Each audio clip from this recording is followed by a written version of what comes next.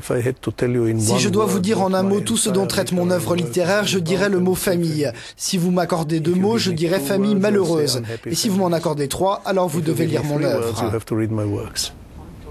Ainsi, Amos Oz résume-t-il son œuvre, celle d'un écrivain israélien dont les livres ont été traduits en 35 langues et l'un des intellectuels les plus influents de son pays. Sa dernière récompense est le prix des Asturies 2007 pour les lettres. Amos Oz est l'auteur d'une vingtaine de romans qui se penchent sur la nature humaine et les liens familiaux avec, en toile de fond, l'histoire mouvementée d'Israël. Partisan de 2 États séparés au Proche-Orient et très critique envers la colonisation, il a été l'un des fondateurs du mouvement La Paix Maintenant en 1978. À quoi ressemble le pays aujourd'hui? C'est une histoire compliquée. Israël est un rêve devenu réalité et en tant que tel, il est décevant. Les rêves demeurent merveilleux et parfaits tant que vous ne les réalisez pas. Une fois que vous avez réalisé ce rêve, la déception est souvent au rendez-vous.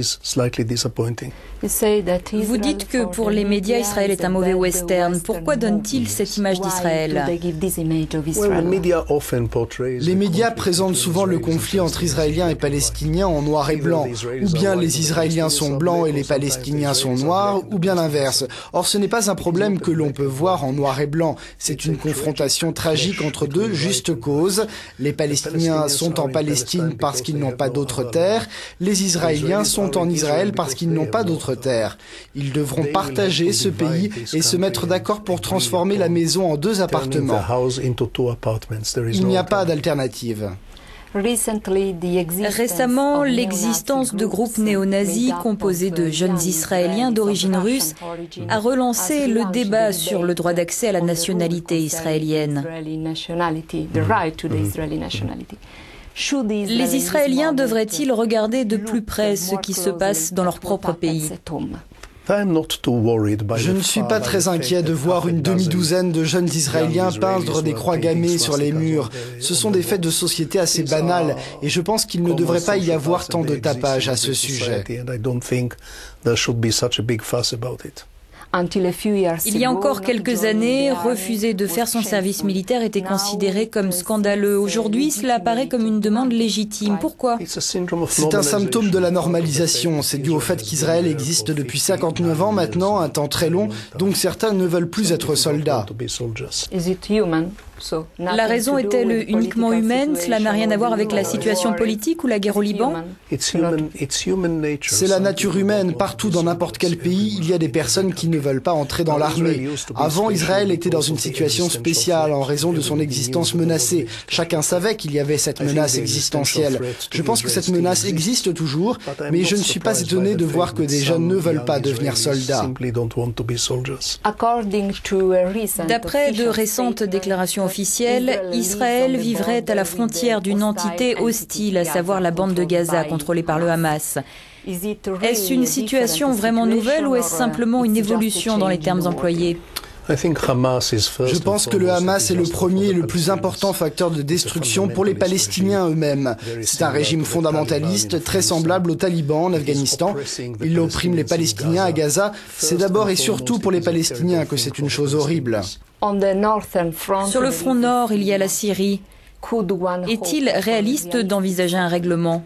Je pense que la Syrie est essentiellement pragmatique. Je pense qu'Israël et la Syrie pourraient un jour parvenir à une solution réaliste, parce que la Syrie a un régime laïque et pragmatique. Je n'aime pas ce régime, je ne pense pas que ce soit un bon régime, mais au moins il n'est pas fanatique. Si le président iranien Ahmadinejad était ici, maintenant, devant vous, que souhaiteriez-vous lui dire? Allez-vous-en, cet homme parle comme un nazi et traite Israël comme un nazi. Pas de ça chez moi. Israël est un pays prêt à envisager la guerre, mais est-il prêt à envisager la paix? Je pense qu'il est urgent de s'y mettre. Je pense que la très grande majorité des Israéliens en ont assez de la guerre. Ils sont fatigués. La chose est vraie aussi pour les Palestiniens. Et laissez-moi vous dire quelque chose. Parfois, la fatigue est la meilleure solution pour une crise. Pas seulement entre nations ou entre communautés, mais même à l'intérieur d'une famille. Vous dites que l'Europe devrait se défaire de son attitude moralisatrice, méprisante. Et pourtant, l'Europe figure parmi les principaux partenaires économiques d'Israël. S'agit-il justement d'une relation de famille difficile? Les relations entre les Juifs et l'Europe seront toujours compliquées. N'oublions pas que les Juifs ont été les victimes de l'Europe pendant des siècles. N'oublions pas non plus que la création d'Israël est en partie le résultat d'une victimisation des Juifs de la part de l'Europe. Les Arabes ont aussi été les victimes de l'Europe. N'oublions pas cela non plus. Le combat entre Juifs et Arabes est un conflit entre deux anciennes victimes de l'Europe, ce qui donne à l'Europe une responsabilité spéciale pour aider les deux côtés, et non pas moraliser, agiter le doigt comme ça, mais pour aider vraiment les deux parties. Je pense que les Européens ont une sorte d'inclinaison naturelle lorsqu'ils font face à un conflit international. Leur tradition, c'est de lancer une grande manifestation d'hostilité à l'égard du méchant et de signer une pétition enthousiaste en faveur du gentil, et puis d'aller se coucher en ayant bonne conscience. Le prochain livre, top secret. Amos Oz préfère ne pas en parler parce que, dit-il, les rayons X peuvent nuire au bébé. Le livre qu'il regrette de ne pas avoir écrit, le prochain, bien sûr. Lorsque vous étiez enfant, votre rêve était d'être un livre, pas un écrivain, mais un livre. Lequel? C'est une question difficile. C'est comme me demander lequel de mes enfants je préfère. Mais je serais content si j'étais un livre de Tchekhov, un recueil de nouvelles de Tchekhov, parce que c'est mon idole et aussi d'une certaine façon mon mentor en littérature. À un moment de votre vie, vous avez changé votre nom de famille pour devenir Amos Oz, Oz signifiant la force en hébreu. Si vous deviez choisir aujourd'hui, prendriez-vous le même nom? Ce serait peut-être différent. Quand j'avais 14 ans, je me suis rebellé contre les valeurs de mon père. J'ai décidé de devenir tout ce que mon père n'était pas. Il était intellectuel, je décidais d'être paysan. C'était un érudit, je décidais de conduire des tracteurs. Il était petit, je décidais de devenir vraiment grand. Ça n'a pas marché, mais j'ai essayé. Et j'ai changé mon nom en Oz, ce qui signifie en hébreu force et courage, ce dont j'avais le plus besoin à 14 ans quand je me suis rebellé contre mon père. Maintenant, j'ai davantage confiance dans ma force. Je n'ai pas besoin de mon nom pour ça. Thank you very much. You are very welcome.